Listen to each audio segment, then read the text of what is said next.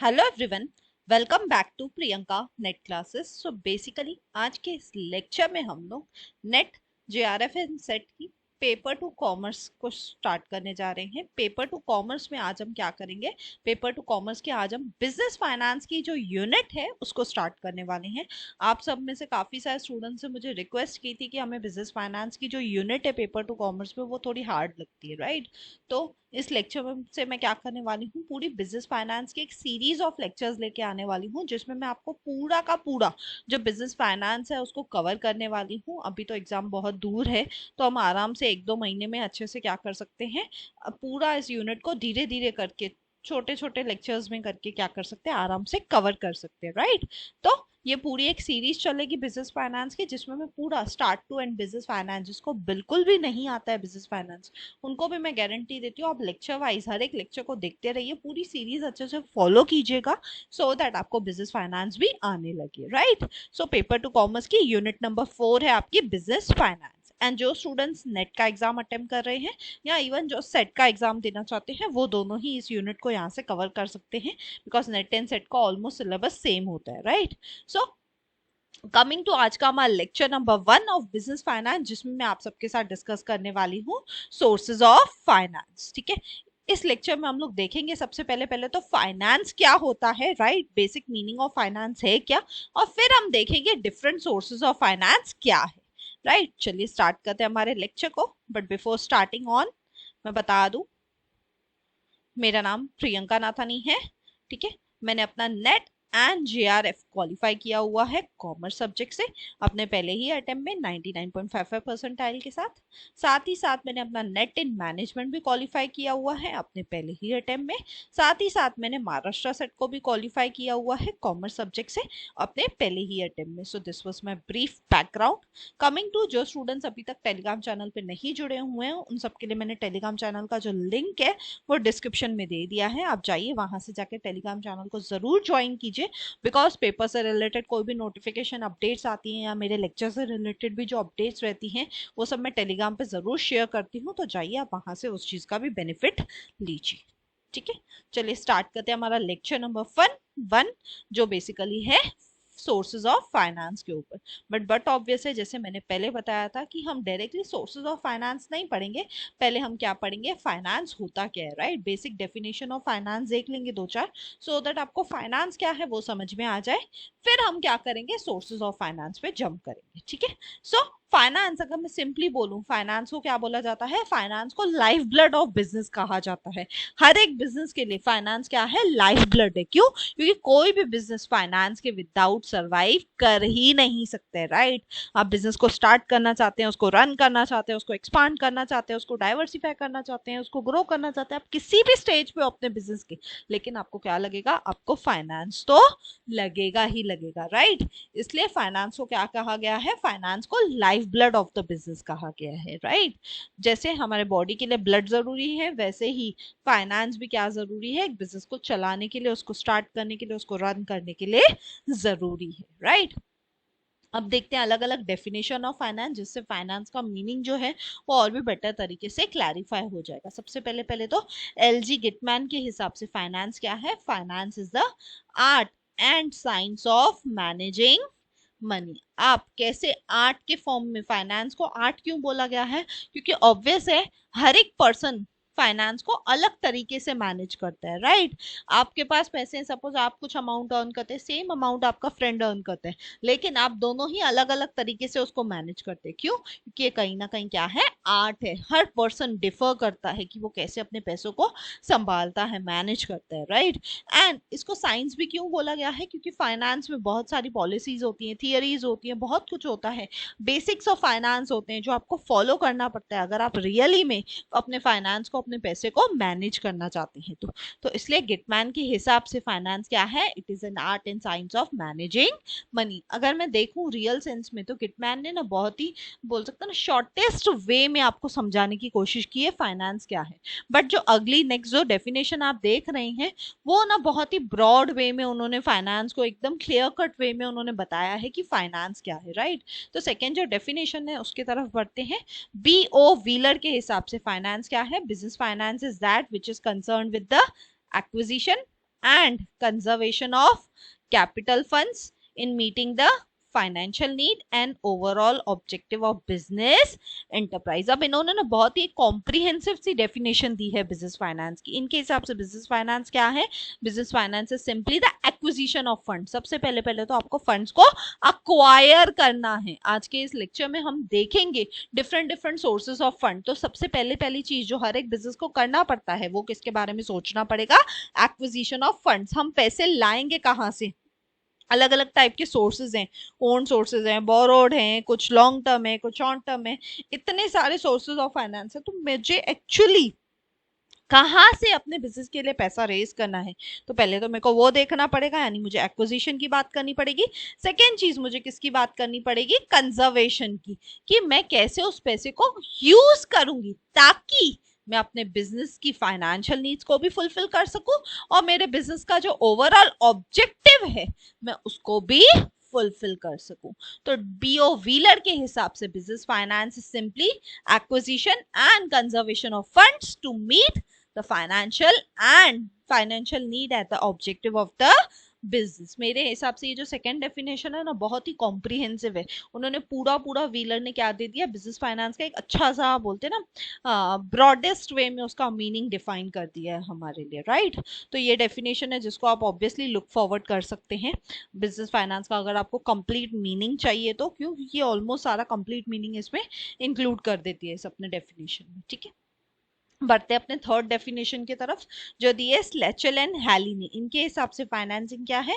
Financing refers to the issues, policies and theories related to the collection and use of funds by individuals, organisations and governments. अब स्लेचल और heli भी वही चीज बोल रहे हैं जो ऊपर व्हीलर ने बोली थी, सिर्फ इन्होंने वर्ड्स बदल दिए। कैसे? ऊपर उन्होंने व्हीलर ने एक्विजिशन बोला था, इन लोगों ने बोला कलेक्शन। बात तो एक ही है, आप कहाँ से पैसा कलेक्ट कर रहे हो, कहाँ से पैसा अक्वायर कर रहे हो, सबसे पहले तो वो आपको देखना है। और कलेक्ट करने के बाद आप कहाँ पे उस पैसे को यूज कर रहे हो, इसी को ही हम क्या कहते हैं? इसी को ही हम फाइनेंसिंग कहते हैं, राइट। अब ये फाइनेंसिंग कोई भी कर सकता है, कोई इंडिविजुअल भी कर सकता है, कोई ऑर्गेनाइजेशन भी कर सकती है और इवन गवर्नमेंट्स भी करती हैं, राइट। तो यही है फाइनेंस।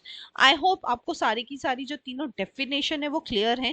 तीन डेफिनेशन मैंने आपके साथ डिस्कस किए, तीनों ही डेफिनेशन कहीं ना कहीं फाइनेंस का जो मीनिंग है वो बहुत अच्छे से क्लैरिफाई करती है, राइट। इन तीनों डेफिनेशंस को आप याद रख सकते हैं या इन तीनों डेफिनेशन को एटलीस्ट समझ के रखिएगा सो दैट आपको एक बेसिक अंडरस्टैंडिंग आ जाए फाइनेंस है क्या, राइट। बढ़ते हैं आगे आज के लेक्चर की तरफ जो है basically on sources of finance. अलग अलग सोर्सेज हैं फाइनेंस के, ठीक है। वो इस लेक्चर में हम लोग आज क्या करने वाले हैं, वो इस लेक्चर में हम लोग डिस्कस करने वाले हैं, ठीक है। अब जब मैं सोर्सेज ऑफ फाइनेंस की बात करती हूँ तो बेसिकली सोर्सेज ऑफ फाइनेंस को क्या किया गया है? तीन टाइप्स में क्लासिफाई किया गया है। सबसे पहले तो on the basis of time, फिर on the basis of ownership and control, फिर on the basis of source of generation. जो फाइनेंस है उसको तीन तरीके से क्लासिफाई किया गया है। एक तो टाइम के हिसाब से, दूसरा ओनरशिप एंड कंट्रोल के हिसाब से और तीसरा जनरेशन के हिसाब से, राइट। अगर मैं टाइम के हिसाब से बोलूं तो सोर्सेज ऑफ फाइनेंस को कैसे क्लासिफाई किया गया है? Long term, medium term and short term. और अगर मैं ओनरशिप और कंट्रोल के हिसाब से बोलूं तो सोर्सेज ऑफ फाइनेंस को कैसे क्लासिफाई किया गया है? ओन्ड फंड्स और बोरोड फंड्स में। दूसरी तरफ अगर मैं सोर्स ऑफ जनरेशन के हिसाब से बोलूं तो सोर्सेज ऑफ फाइनेंस को कैसे क्लासिफाई किया गया है? कुछ होते हैं आपके इंटरनल फंड जो आप कंपनी के अंदर ही रहते हैं, आप अंदर से ही अपने कंपनी से ले सकते हैं, और कुछ होते हैं एक्सटर्नल फंड जो आपको कंपनी के बाहर जाके रेज करने पड़ते हैं, राइट। तो ये बेसिकली क्या है? ये बेसिकली पूरा चार्ट आपको क्या शो करता है? ये चार्ट आपको क्या शो करता है? ये चार्ट शो करता है डिफरेंट सोर्सेज ऑफ फाइनेंस, उनका क्लासिफिकेशन। तीन तरीकों से आप क्या कर सकते हैं? सोर्सेज ऑफ फाइनेंस को क्लासिफाई कर सकते हैं। वो तीन तरीके कौन से हैं? सबसे पहले तो on the basis of time, फिर on the basis of ownership and control, फिर on the basis of source of generation, right. अब अगर इनके अंदर आप देखेंगे ध्यान से, इन सभी चार्ट को ध्यान से देखेंगे तो आप देख सकते हैं बहुत सारे सोर्सेज ऑफ फाइनेंस ऐसे हैं जो ओवरलैप करते हैं। ओवरलैप का मीनिंग क्या होता है? वो कहीं ना कहीं on the basis of time में भी आ रहे हैं सोर्सेज ऑफ फाइनेंस में, वो यहाँ पे भी है ओनरशिप एंड कंट्रोल में, और वो जनरेशन में भी है। ऐसे क्यों? क्योंकि ऑब्वियस है आप किसी भी तरीके से क्लासिफाई करो लेकिन सोर्स तो वही रहेंगे ना।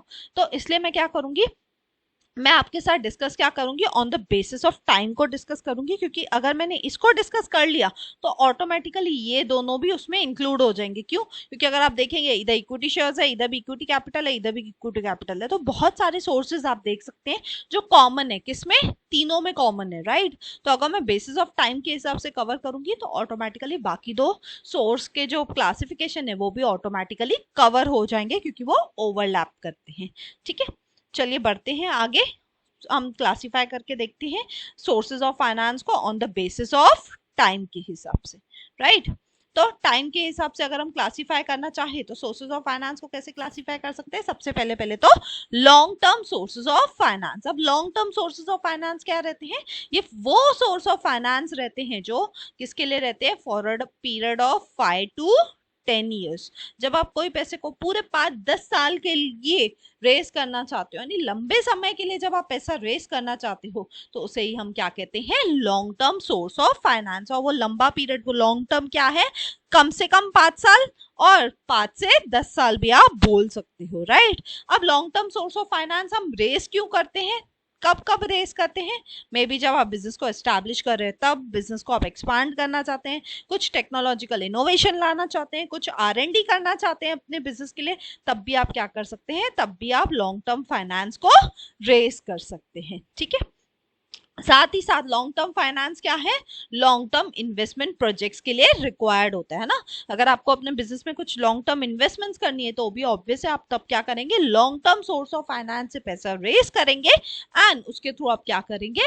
आप इनको रेस करके अपने इन्वेस्टमेंट को पूरा कर सकेंगे। And obviously long term funds आप paid back during the lifetime of the organisation. जब आप लॉन्ग टर्म फंड्स रेस करते हैं तो आप, ऐसा नहीं है कि आज आप पैसा रेस करोगे और कल आप उनको पे बैक कर दोगे, नहीं। लॉन्ग टर्म फंड जब भी आप रेस करते हो तो आप उनको अपने लाइफ टाइम तक, जब तक आपका बिजनेस चल रहा है तब तक आप उनको पे थोड़ा थोड़ा करके करते ही रहते हो, राइट। क्यों? क्योंकि एक टाइम पे पैसा पे ही नहीं हो सकता। क्यों? क्योंकि जो अमाउंट होता है long term source of finance में वो काफी ह्यूज होता है, और इसलिए उसको रीबैक करने के लिए हमें क्या करना, रीबैक या रीपे करने के लिए क्या करना पड़ता है? पूरी एक लाइफ टाइम लग जाती है बिजनेस की, जिसके वजह से आप क्या करते हो? पूरा लाइफ टाइम लगा लेते हो और अपना पैसा रीपे करते रहते हो, राइट।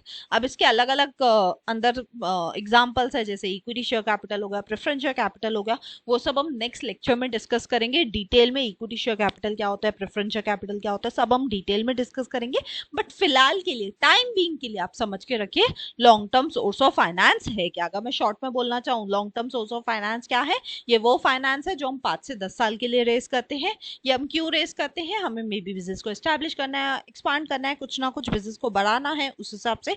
और साथ ही साथ ये लॉन्ग टर्म प्रोजेक्ट्स में इन्वेस्ट होता है, और साथ ही साथ ये पैसा क्योंकि बहुत ही ह्यूज अमाउंट्स में रेस किया जाता है, इसलिए इसको पे बैक करने के लिए पूरा एक लाइफ टाइम लग जाता है। ठीक है, आई होप आपको basic long term source of finance का बेसिक जो मीनिंग है वो क्लियर हो गया होगा।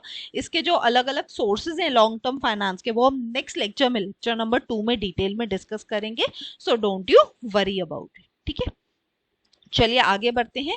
सेकेंड जो क्लासिफिकेशन है on the basis of time की, तो वो किसके हिसाब से है? वो है आपकी मीडियम टर्म फाइनेंस के हिसाब से। पहले हमने देख लिया long term source of finance क्या होता है, अब हम देखते हैं medium term source of finance क्या होता है।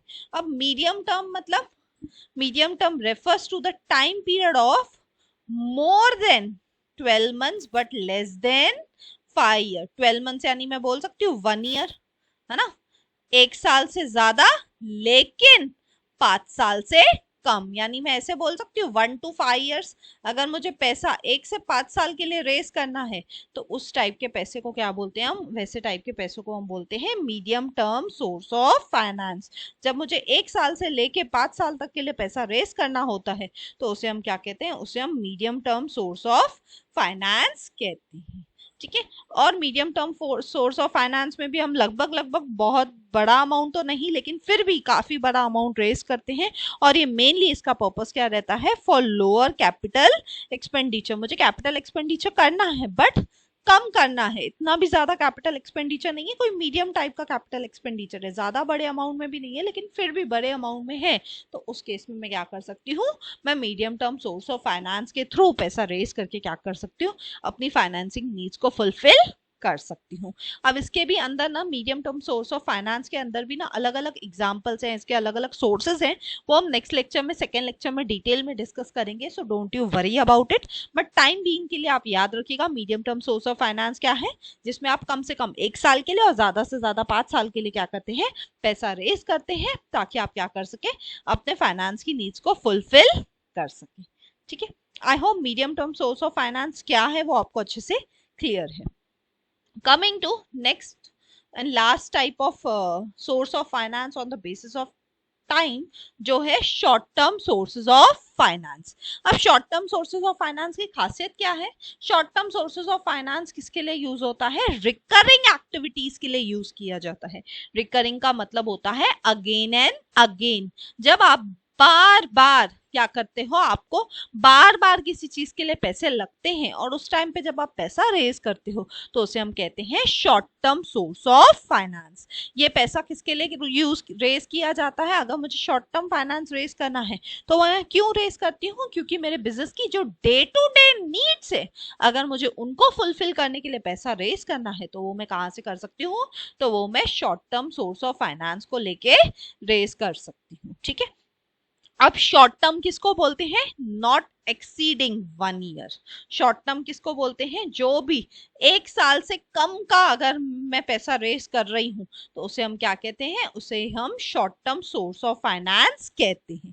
ठीक है, और ये किससे रिलेटेड है, बेसिकली ये रिलेटेड है working capital requirement of the company. आपके कंपनी के, आपके बिजनेस की जो भी वर्किंग कैपिटल रिक्वायरमेंट है, वर्किंग कैपिटल यानी आपको डे टू डे बिजनेस को चलाने के लिए जब आपको पैसे रेस करने पड़ते हैं तब आप क्या करते हैं, तब आप short term sources of finance को यूज करते हैं। मे बी आप बैंक लोन, बैंक ओवरड्राफ्ट लेंगे, मे बी आप एडवांसेस लेते हैं, कैश क्रेडिट ले सकते हैं, ऐसे बहुत सारे सोर्सेज हैं जो हम डिटेल में नेक्स्ट लेक्चर में डिटेल में डिस्कस करेंगे। So don't you worry about it, but basically इसका मेन पर्पस क्या रहता है, ताकि हम बिजनेस की डे टू डे रिक्वायरमेंट्स को, वर्किंग कैपिटल को फाइनेंस कर सके। तो उस केस में हम क्या करते हैं, उस केस में हम short term source of finance को, फाइनेंस के थ्रू अपने बिजनेस के लिए पैसा रेज करते हैं।